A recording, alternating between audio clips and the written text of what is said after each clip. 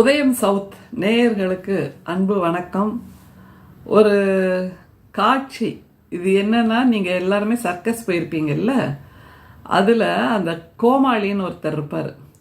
அவர் குட்டிக்காரனை அடிப்பார், இங்கேருந்து அங்கே தாவுவார், அப்புறம் அங்கே இருக்கிற விலங்குகள்கிட்டெல்லாம் போய் சின்ன சின்ன சில்மிஷங்கள் பண்ணுவார். அப்புறம் அந்த பாரில் தொங்குவாங்கல்ல அந்த வீரர்கள், இங்கேருந்து தொங்கி அந்த பக்கம் போவாங்க, அங்கேருந்து தொங்கி இந்த பக்கம் வருவாங்க. அவங்கள்ட்டெல்லாம் கூட போய் கிச்சு கிச்சு மூட்டுற மாதிரியெல்லாம் சில சில விளையாட்டுகள் பண்ணிகிட்ருப்பார், சேட்டை பண்ணிகிட்ருப்பார். முடிஞ்சால் பார்வையாளர்கள் ஆகிய நம்மள்கிட்ட கூட அவர் அந்த மாதிரி சேட்டை பண்ணுவார். அப்புறம் சில பேச்சாளர்கள் அல்லது வார்த்தையை மாற்றி மாற்றி மாற்றி பேசுகிற அந்த மாதிரியான பேசுகின்ற ஆட்களையும் நம்ம பார்த்துருக்கோம். நாக்கில் நரம்பே இல்லையா உனக்கு? இப்படி நேற்று ஒரு பேச்சு இன்னைக்கு ஒரு பேச்சுன்னு இருக்கு. எப்போவுமே சொல்கிற சொல் ஒன்றா தான் இருக்கணும், எப்போவுமே ஒரே பேச்சாக இருக்கணும், அது தெரியாதா உனக்கு அப்படின்லாம் நம்ம நிறைய பேரை கடிஞ்சிருப்போம் இல்லையா? அந்த அளவுக்கு சில பேச்சாளர்கள் மாற்றி மாற்றி பேசுவாங்க, நாக்கை புரட்டி புரட்டி பேசுவாங்க. ஏன்னா நாக்கில் நரம்பு இல்லை. இப்போது தமிழ்நாட்டில் ஒரு கோமாளி, அரசியல் கோமாளி வந்திருக்காரு. அவருக்கு நாக்கில் நரம்புங்கிறது சுத்தமாக இல்லை. அவர் யார்? அவர் தான் கொஞ்ச நாள் முன்னாடி ஒரு சாட்டை அடின்ற ஒரு ட்ராமாவை பண்ணார். அது பஞ்சுத்திரியால் தன்னை அடிச்சுக்கிட்டு கிச்சு கிச்சு முட்டுற மாதிரி அடிச்சுக்கிட்டு ஒரு ட்ராமா பண்ணார். அப்புறம் ஒரு மிகப்பெரிய சபதத்தை வேற எடுத்தார். உங்களுக்கு ஞாபகம் இருக்கும் நிச்சயமாக. திமுகவை ஆட்சியிலிருந்து அகற்றும் வரை நான் செருப்பணிய மாட்டேன் அப்படின்னு ஷூவை தூக்கி காமிச்சார்ல, நம்ம முகத்துலலாம் ஷூவால் அரைகிற மாதிரி. இப்போ அவர் ஷூ போட்டு தான் நடக்கிறாரு. அப்போ யாருமே கேட்க மாட்டிங்களா? என்னையா நேற்று அப்படி பேசினேன், இன்னைக்கு மாற்றி இப்போ இப்படி பண்ணுற அப்படின்ட்டு. அப்புறம் நீங்களே சொல்வீங்க, என்னைக்கு அவர் சொன்ன சொல் காப்பாற்றினார், இன்னைக்கு புதுசாக கேட்குறதுக்கு அப்படின்னு. அதுவும் கரெக்டு தான். அவர் எந்த வார்த்தையும் காப்பாற்றினதே இல்லை. அவர் பேசுகிறதெல்லாம் அடாவடி, சும்மா அலட்டல் உருட்டல் புரட்டல், இதைத்தான் ப்ரெஸ் மீட்டில் பேச்சாக பேசிகிட்டு இருக்கார். சொல்லுங்கண்ணா இல்லைங்கண்ணா அப்படின்லாம் பேசிட்டு மக்களை எப்படி முட்டாளாக்குகிறாருங்கிறத மீண்டும் நிரூபிச்சிருக்காருங்க. அதனால தான் அவரை அரசியல் கோமாளின்னு சொன்னேன். நாக்கை புரட்டி புரட்டி புரட்டி புரட்டி போட்டு கேட்குறவன் கேனப்பையில இருந்தால் கேப்பையில் நெய் வடியுதுன்னு சொல்லலாம் அப்படின்னு சொல்லுவாங்கல்ல பழமொழி. அதைத்தான் பண்ணிட்டு இருக்கார். நாம எல்லாம் கேனையங்க அப்படின்னு நினச்சிட்டு இருக்காருங்க. இதை விட மோசமான வார்த்தையெல்லாம் பேசலாம், ஆனால் நம்மளுடைய பண்புக்கு அது பொத்து வராதுங்கிறனால இதோட நிறுத்திக்கிறோம். கொஞ்ச நாள் முன்னாடி அந்த டங்ஸ்டன் அந்த சுரங்கம் தோண்டுவதற்காக அரிட்டாப்பட்டி மக்கள் அதற்கு எதிராக எப்படி போராடினார்கள் அப்படிங்கிறது நமக்கு நல்லா தெரியும். உடனே இவர் ஆட்டுக்குட்டி அப்போ தான் லண்டன்லேருந்து திரும்பி வந்திருந்தார். அப்படி வீராவேசமாக ஒரு வசனம் சொன்னார் தெரியுமா? அது என்ன, எப்போவுமே மத்திய அரசு திட்டங்களுக்கு நீங்கள் எல்லாரும் எதிர்த்து குரல் கொடுக்குறீங்க. டங்ஸ்டன் சுரங்கம் தோண்டாதனால் இந்தியா டங்ஸ்டனுக்காக தாமிரத்துக்காக வெளிநாட்டில் கையேந்தி கொண்டிருக்கிறது. எவ்வளோ இழிநிலை அது. அதனால் மதுரை அரிட்டாப்பட்டியில் டங்ஸ்டன் சுரங்கம் தோண்டியே தீருவோம். அதனால் என்னங்க, அங்கே இருக்கிற ஒரு 100 கிராமங்களில் இருக்க மக்கள் வெளியில் போகணும், வெளியில் போய் தான் ஆகணும். நீங்கள் உங்கள் சட்டி பொட்டியெல்லாம் தூக்கிக்கிட்டு பொட்டி படுக்கையெல்லாம் கட்டிக்கிட்டு உடனே கிளம்புங்க வீட்டையெல்லாம் விட்டு. அந்த கிராமத்தில் இருக்கிற 100 கிராமத்து மக்களும் வெளியேறித்தான் ஆகணும் அப்படின்ற ஒரு பேச்சை பேசினார். அப்போவே மக்கள்லாம் கொதிச்சு போய் இன்னமும் கூட அரிட்டாப்பட்டி மதுரையில் இருக்கின்ற காரியாப்பட்டி மக்கள் தெருவில் இறங்கி போராடி கொண்டிருக்கிறார்கள். ஆனால் இந்த ஆட்டுக்குட்டி, இந்த சாட்டை அடி அப்படின்னு சொல்ல முடியாது, பஞ்சுத்திரி சாம்பியன், அப்புறம் வேற என்ன சொல்லலாம், அந்த அரசியல் கோமாளி இப்போ திரும்ப சொல்லுது ஒரு வார்த்தையை. பாருங்க, அதை நான் படித்து காமிக்கிறேன். இன்னைக்கு தினகரனில் அது வெளிவந்திருக்கு. டங்ஸ்டன் சுரங்கம் ஒருபோதும் வராது அப்படின்னா இந்த ஆட்டுக்குட்டி பேசியிருக்கு. டங்ஸ்டன் சுரங்க திட்டம் ஒருபோதும் வராது என்று பாஜக மாநில தலைவர் உறுதியளித்தார். மதுரை மாவட்டம் மேலூர் அருகே உள்ள வல்லாளப்பட்டி மக்களை பாஜக தலைவர் நேற்றிரவு சந்தித்து பேசினார். பின்னர் அவர் கூறியதாவது, அரிட்டாப்பட்டி பகுதியில் டங்ஸ்டன் சுரங்கம் ஒருபோதும் வராது. வருகிற 17, 18, 19 ஆகிய தேதிகளில் ஒன்றிய கனிம வளத்துறை அமைச்சர் கிஷன் ரெட்டி சென்னை வருகிறார். இந்த போராட்டக்குழு நிர்வாகிகளை அவரை சந்திக்க ஏற்பாடு செய்கிறேன். இத்திட்டம் வராது என்பதை அவர் மூலமாகவே தெரிவிக்க வைக்கிறேன். இந்த தேதியில் ஒன்றிய அமைச்சர் வராவிட்டால் வரும் 20ஆம் தேதி போராட்ட குழுவின் பிரதிநிதிகளுடன் டெல்லி சென்று நேரடியாக சந்திக்க ஏற்பாடு செய்கிறேன். யோசிச்சு பாருங்க, 2 வாரத்துக்கு முன்னாடி அந்த அரிட்டாப்பட்டியில் சுத்திலும் இருக்கிற 100 கிராமத்து மக்கள் வெளியேறித்தான் தீரணும். இந்தியா இதற்கு மேல் டங்ஸ்டனுக்காக, தாமிரத்துக்காக வெளிநாடுகளிடம் கையேந்த முடியாது.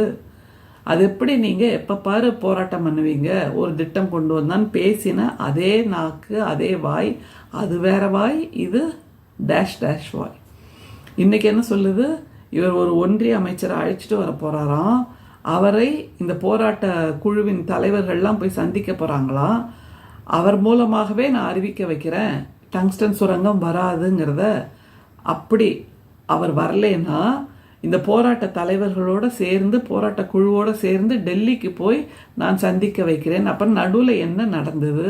இதுதான் பொதுமக்கள் கேட்கின்ற கேள்வி. சில பல விஷயங்களை வெளிப்படையாக தான் பேசி ஆகணும். இவர் எப்போவுமே ஒரு போராட்டம் அல்லது ஒரு பிரச்சனையை கையில் எடுத்துக்கிட்டு அதன் மூலமாக அதில் எந்த பெருமுதலாளிகள் இன்வால்வ் ஆயிருக்காங்களோ அதன் மூலமாக பெரும் லாபம் சம்பாதிக்கிறாருங்கிறத பொதுமக்கள் பேசுகிறாங்கல்ல, அதைத்தான் இந்த நிலையிலும் நம்ம பொருத்தி பார்க்க முடியுது. அது எப்படி 2 வாரத்துக்கு முன்னாடி மக்களுக்கு எதிராக பேசிய இவர் இப்போது மக்களுக்கு ஆதரவாக தான் நிற்பதாக ஒரு டிராமாவை பண்ணிட்டு இருக்கார். எத்தனை டிராமா தான்ப்பா பண்ணிட்டு இருப்பீங்க? அப்படி டிராமா தான் பண்ண போறீங்கன்னா, நடிகர் திலகம்னு நம்ம கிட்ட இருந்தார்ல ஒரு மாபெரும் கலைஞர், அந்த நடிகர் திலகத்தின் வாரிசாக இவரை அறிவித்து விடலாம். இல்லைன்னா சிறந்த நடிப்புக்கான ஆஸ்கர் விருதை இவருக்கு கொடுத்துருங்கப்பா. இல்லைன்னா தாங்க முடியல இவர்களோட நடிப்பு, இந்த பொய் பிரச்சாரம், இந்த பொய் வாக்குறுதிகள்.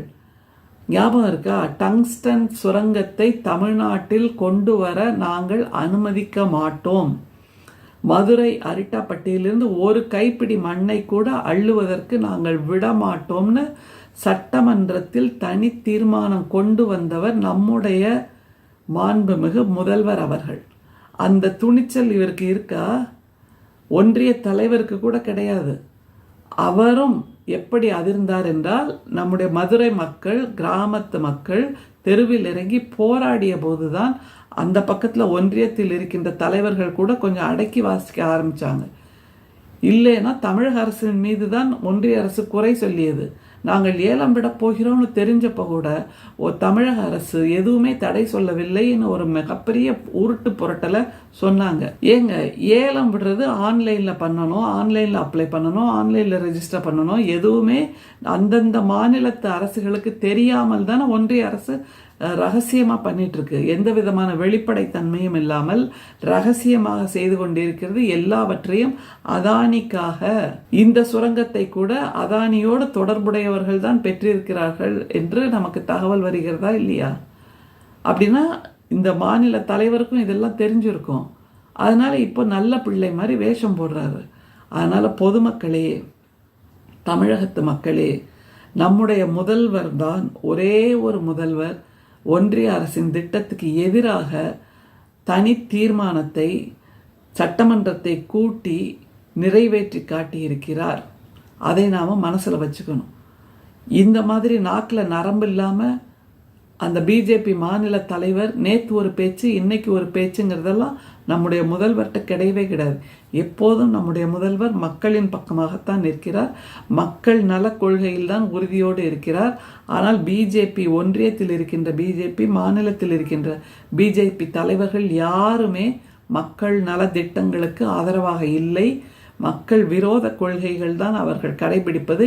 இப்போ எப்படி நேரில் போய் பார்த்துருக்காரு இந்த ஆட்டுக்குட்டி? கொஞ்சம் கூட மனசாட்சி அல்லது வெட்கம், மானம், சூடு சொரணை, வேமா சூசோ இல்லாதவராக இருக்கிறார் அப்படிங்கிறத பொதுமக்கள் கேட்குறாங்க. நம்ம கேட்கணும்னு அவசியமே இல்லைங்க.